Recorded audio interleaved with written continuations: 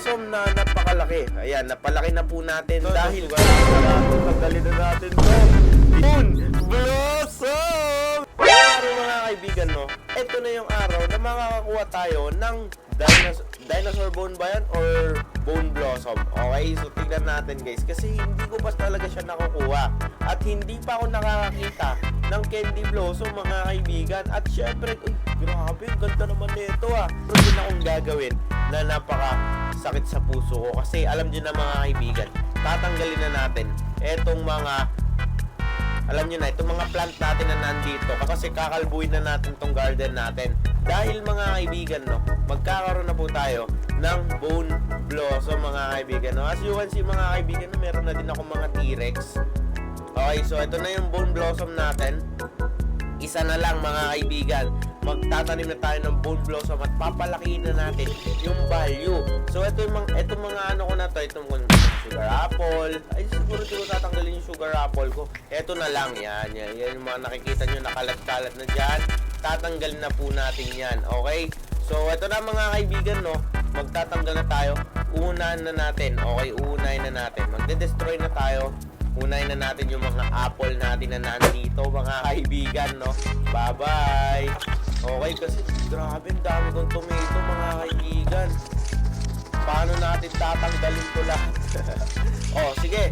Magbilang tayo ng 3 seconds mga kaibigan. Wala na lahat yan, okay? In 3, 2, 1. Mga kaibigan, naubos yung tomato natin. At syempre mga bati, no, dito naman sa kabila. So ito na, magpapaalam na ako sa Rosie Delight natin. Bye-bye! At syempre dito sa mga liit-liit natin, bell pepper, paalam na. Pero minimake sure ko naman mga kaibigan na may kopya ako dyan, okay? So kunyari, pinilit ko yung sugar apple. Meron pa akong sugar apple dito. Tignan nyo yung mga seed natin, yan o. Yan, medyo madami-dami pa naman tayong seed kaya hindi tayo mangangamba na maubusan. Okay? Ito sugar apple natin, nakapag-decide na ako na hindi ko na siya tatanggalin kasi nakukutan ako. Napakalaki talaga nito. Okay? Kaibigan, magpapaalam na tayo sa phase 1 natin. Okay, bye-bye. Tapos sa mga blueberry natin, bye-bye din. So dito sa moon mango natin, kailangan na natin magpaalam mga kaibigan, no? Tsaka ito sugar apple natin, tanggalin na natin to. Dinilit natin yung sugar apple. Kailangan natin guys kaya ayun, importante talaga. So eto na mga kaibigan, nung natapos na tayo, tinanggal na natin lahat ng mga fruit natin, okay? So ayan na, malinis na mga kaibigan. At eto yung tinira natin, etong ating sugar apple na napakalaki. At etong ating elephant ears na mahirap kunin. Pinaghirapan ko yan, kaya ayokong tanggalin yan, okay? So mga kaibigan, punta na tayo doon sa bone blossom. Okay mga kaibigan, no, kukunin na natin siya at itatanim na mga kaibigan. So ito na mga kaibigan, no, dahil tinamad na akong gagastos na lang tayo ng Robux, okay? So magro-Robux na lang tayo. Uy, meron pa tayong pang 37 method. Ayun, so i-claim na natin. Okay, grow a dog. Ayan, so ito na guys. This is it mga kaibigan. Track completed. Restart. Okay. Pwede nating restart yan. At syempre, i-check na natin ang ating bone blossom. Ito na guys, meron na tayong bone blossom. At syempre, itatanim natin yan dito dahil dito malapit. Kapag nag-mutation si Jantel, kapag may admin abuse, dito malapit yan. Okay, so itanim na natin. At syempre, diligan na natin yan. Okay?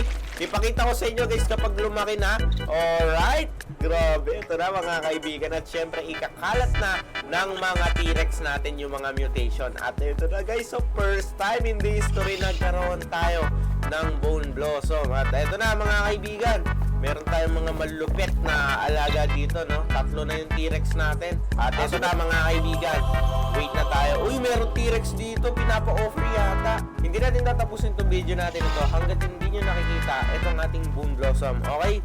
So, skip na muna natin at ito na. So meron tayong kasama dito mga kaibigan, no? Papadiligan na lang natin sa kanya kasi alam nyo na napakarami yan ng napakarami ng watering can, nasa 700 daw. Okay? O ito na, dilaki na yung bone blossom natin guys.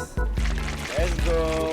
Ito na po mga kaibigan no, yung update dito sa ating garden. At ito na yung ating mga Boon Blossom na napakalaki. Ayan, napalaki na po natin dahil po sa mga mooncat. Okay, so ito na po yung mga mooncat natin. Asa yung mga mooncat natin? Yan. Kung gusto nyo ng tutorial guys na mag-upload tayo sa next video, i-heart nyo lang itong video natin. Okay? At ito meron tayong 38 billion na. Okay, napakalaki niyan guys. Okay, sobrang laki po niyan. Kaso nga lang may mas malaki pa dyan. Ganda dyan mga kaibigan na ipapamutation natin para lumaki po yung value nila. So as you can see, no, wala pang rainbow yan. At ito pinapa-rainbow na natin ngayon sa ating mga butterfly, no. Ilang minutes na lang, 5 minutes na lang magiging rainbow na yan sila. At eto na mga kaibigan, no, papakita po natin sa susunod na video kung magkano po yung magiging value ng ating Boon Blossom. At hanggang sa muli mga kaibigan, no, maraming salamat po sa panonood sa video natin na to. At hopefully mga kaibigan, no, mag-like and follow kayo. At ayun, hanggang na lang tayo. Bye-bye.